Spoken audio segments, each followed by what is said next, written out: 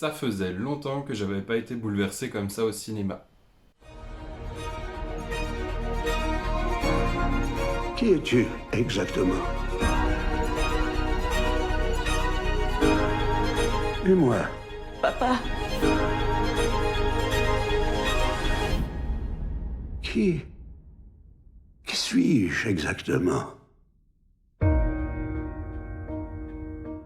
Bonjour à tous, aujourd'hui nous allons parler d'un film qui est sorti cette semaine au cinéma et qui m'a vraiment marqué. Ça va être le film The Father, donc, qui a été réalisé par, comment il s'appelle, Florian Zeller, donc un petit français qui est à la réalisation d'un film avec un casting 3 étoiles. Dans le film, on va pouvoir retrouver Olivia Colman, donc, qui a joué dans la série The Crown et qui a joué aussi dans le film La Favorite, donc, qui avait bien marché à l'époque. On a Imogen Poots, donc, qui a joué dans le film Vivarium, que j'ai traité il y a quelques semaines. Et aussi Mark Gatiss. Donc Mark Gatiss, c'est le réalisateur de certains épisodes de Doctor Who. Il est apparu dedans aussi, il me semble. Et en tête d'affiche, évidemment, Anthony Hopkins. Donc un acteur que je n'affectionne pas plus que ça. J'ai jamais trouvé qu'il était fantastique. Après, j'ai pas vu énormément de films avec lui, donc je suis pas très objectif. Mais par exemple, Hannibal, je l'ai pas vu. Ça me donne envie d'ailleurs de le voir, mais j'ai pas encore passé le cap. Et puis tous les autres films où je l'ai vu, j'ai vraiment l'impression qu'il joue toujours de la même manière, qu'il a toujours ce visage avec un œil plus petit que l'autre et puis qu'il fait ses sourires et ses trucs. Moi, j'ai jamais vraiment affectionné, comment il s'appelle, Anthony Hopkins. Pour autant, dans ce film, je sais pas si c'est sa prestation ou la réalisation du film en général, je l'ai trouvé excellent. Pour moi, c'est un des meilleurs films que j'ai vus ces derniers temps. Il est à la fois marquant, touchant, bouleversant, énervant, intriguant. Il y a beaucoup d'adjectifs qui peuvent le qualifier. Et pourtant, j'avais pas plus que ça envie d'aller le voir. J'y suis juste allé parce que beaucoup de personnes en parlaient et disaient que c'était un petit peu un incontournable. Et je me suis dit, allez, de toute façon, j'avais envie d'aller au cinéma, donc c'était une bonne excuse. Et j'ai bien fait. Parce que du coup, ce film est génial. C'est pas pour rien, il a été nommé aux Oscars et il en a remporté 2. Donc il a été nommé pour les Oscars, je lis en même temps, hein, les Oscars de meilleur film, meilleur montage, meilleur décor et meilleure actrice dans un second rôle. Et il a remporté l'Oscar du meilleur scénario adapté et l'Oscar du meilleur acteur pour Anthony Hopkins. Ça m'étonne pas du tout. C'est vraiment excellent. Meilleur scénario adapté, au début je me suis demandé à quoi ça correspondait, mais en fait j'ai appris que le réalisateur, donc Florian Zeller, est à la base un mec de théâtre. Il a écrit et mis en scène pas mal de pièces de théâtre. Et ça, c'est une de ces pièces de théâtre qu'il a décidé ensuite d'adapter en film. Apparemment, ces derniers films n'étaient pas forcément très bons. Moi, j'ai aucune info sur ça, j'ai même pas pensé à regarder. Mais dans tous les cas, sur celui-ci, pour moi, c'est un presque sans faute. Je bois un coup, j'ai soif. Donc, pour ce qui est du scénario de base de ce film, je vais essayer de pas spoiler, parce que moi j'y suis allé vraiment dans une optique de je ne sais pas ce que je vais voir. J'ai regardé la bande-annonce, mais qui en dit pas trop, et pour moi j'allais voir un thriller. Donc, un homme de 80 ans environ commence à perdre la tête, perd un petit peu les pédales et malheureusement les signes de vieillesse qu'on a tous peur d'avoir. Entre-temps, il s'aperçoit que sa fille a l'air de vouloir profiter de son héritage et veut récupérer son appartement. Pour moi, j'allais voir ça. Peut-être que d'autres avaient vu des synopsis un petit peu plus détaillés et savaient qu'ils allaient voir un type de film spécial, mais pour moi, j'allais voir ça. Et je vais vous expliquer pourquoi ensuite ça m'a induit en erreur sur ce que j'allais voir et ça m'a d'autant plus surpris de voir ce film.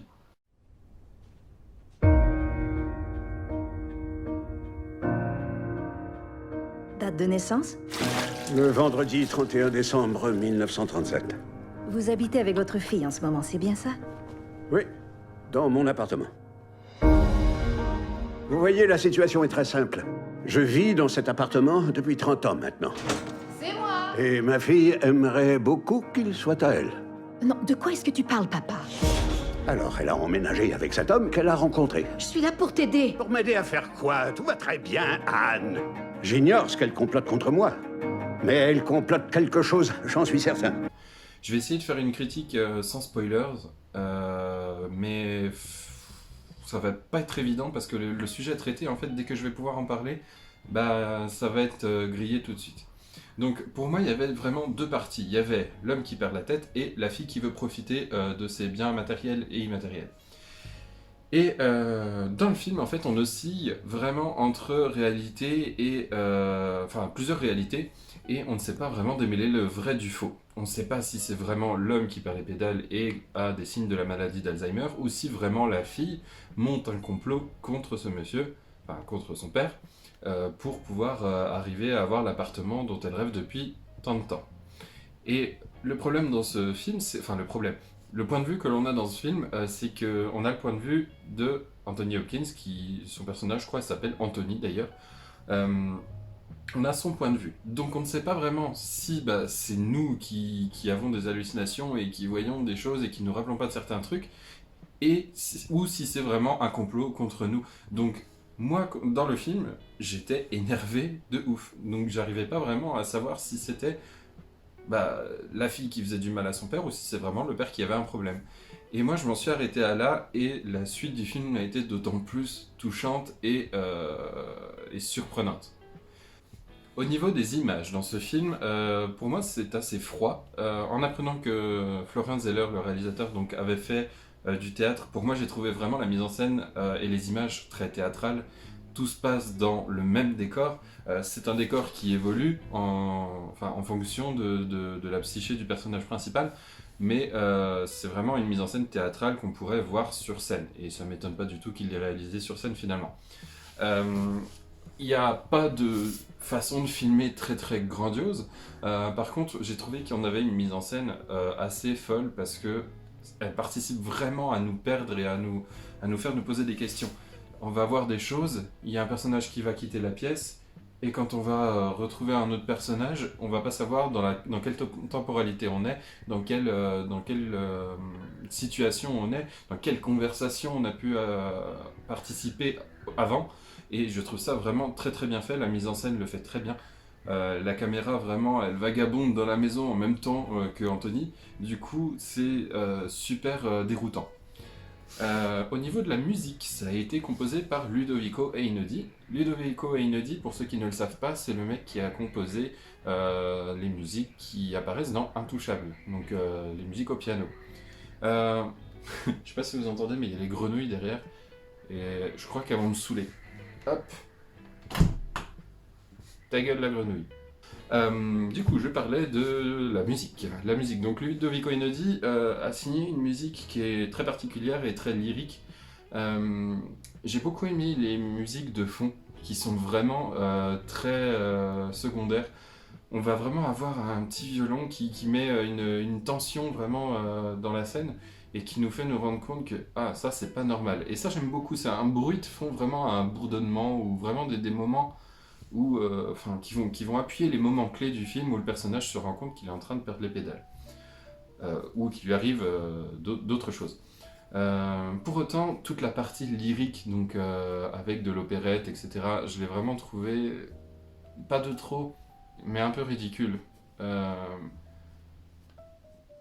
Je sais pas, le fait que ce soit déjà des chants en français, ça a un petit peu cassé le truc, je trouve, parce que on entendait, l'opérette, c'est pas évident de comprendre ce qui est dit, et les seuls mots que j'entendais dans la musique, pour moi c'était assez ridicule, donc pour moi ça collait pas du tout à l'image. Après, je pense que d'un point de vue extérieur, étranger, ça peut passer, mais bon, pour un réalisateur français, mettre une musique comme ça, je sais pas si ce sera vraiment bien apprécié par les Français en général.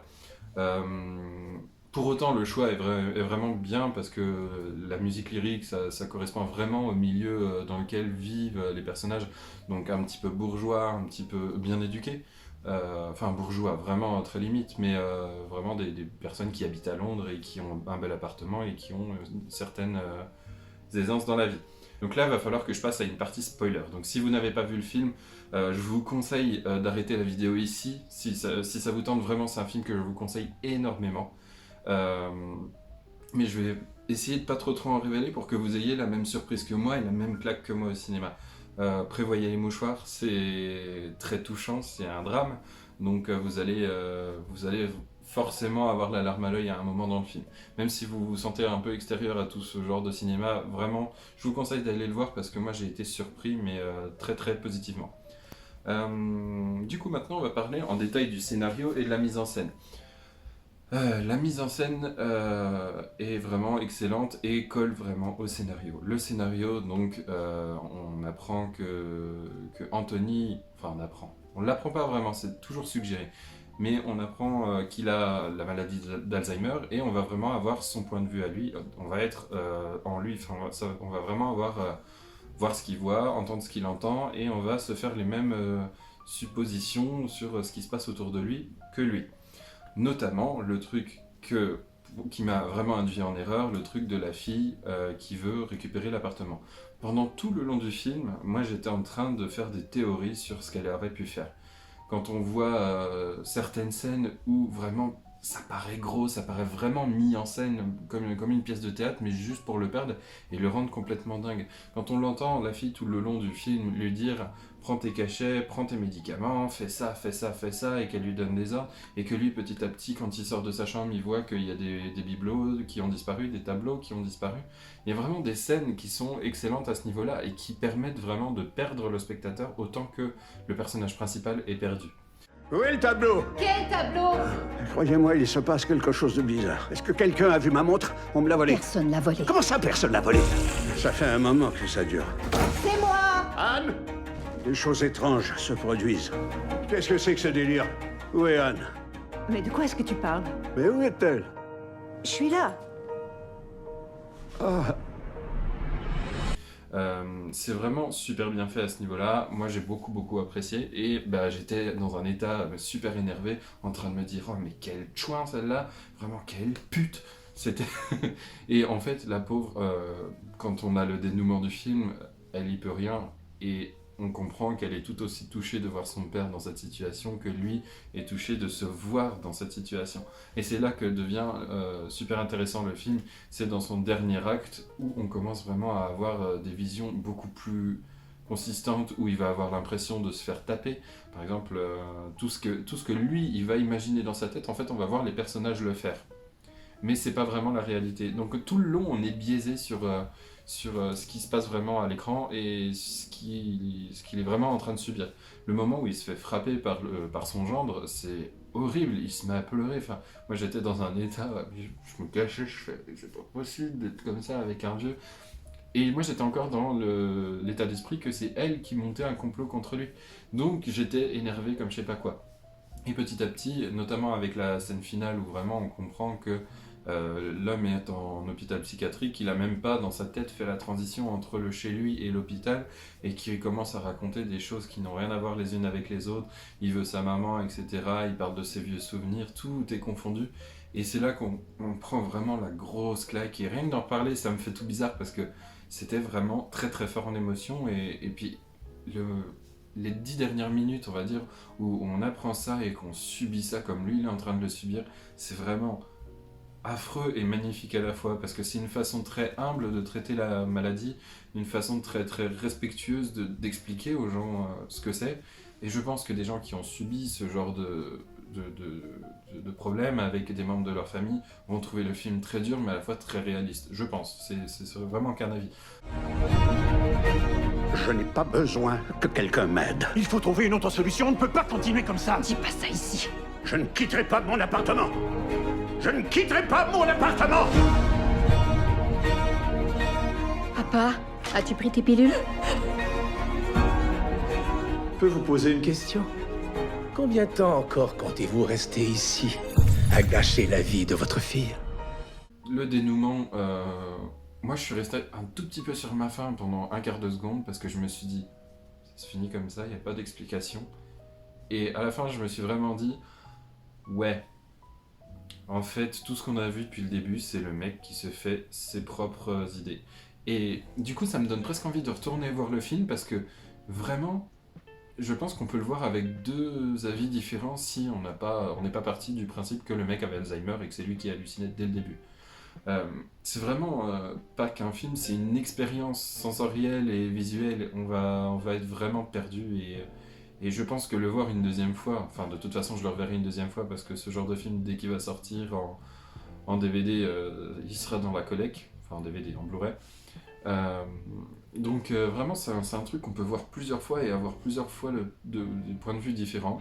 Euh, je me suis pas ennuyé une seconde. Faut dire que le film fait 1h34, c'est pas super long. On a presque envie d'en voir plus et d'avoir plus de détails et presque plus de rebondissements, mais finalement on n'en a même pas besoin. Donc je sais pas, c'est assez bizarre comme sentiment, mais vraiment j'ai trouvé ça très très bien fait. Donc si pour l'ouverture des salles de cinéma vous savez pas quoi aller voir et que vous avez vraiment envie de prendre une claque et de vous dire putain, je suis allé voir un film excellent, je suis vraiment allé voir une œuvre, une vision, vraiment d'avoir la vision d'un auteur. Vraiment, allez voir ce film. Vous allez vraiment être happé dès le début, comme dans une très mauvaise série ou une très mauvaise télé-réalité. On va regarder des scènes très banales du quotidien et on va voir qu'il y a des trucs qui clochent et on va vouloir aller plus loin et creuser, etc. On prend les personnages un petit peu comme des membres de notre famille et ça va nous aider vraiment à tenir tout le long du film. On va pas cligner les yeux une seule fois et franchement, les émotions sont garanties quoi. Donc vraiment si vous savez pas quoi aller voir, j'ai fait une vidéo très très longue sur ça, j'ai dû me répéter mais je suis encore dans l'émotion du truc. J'espère que cette vidéo vous a plu. N'hésitez pas à vous abonner évidemment à la chaîne YouTube, à mon compte Instagram qui s'appelle Un Ticket pour la 2, sur lequel vous aurez des trucs en avant-première. Et aussi à commenter et à donner vos avis sur ces films-là, sur votre ressenti, sur même si vous n'êtes pas allé le voir, ce que vous aimeriez voir, etc. N'hésitez pas à répondre à ces vidéos, ça fait toujours plaisir et j'essaie de répondre à tout le monde. Merci beaucoup, tchuss.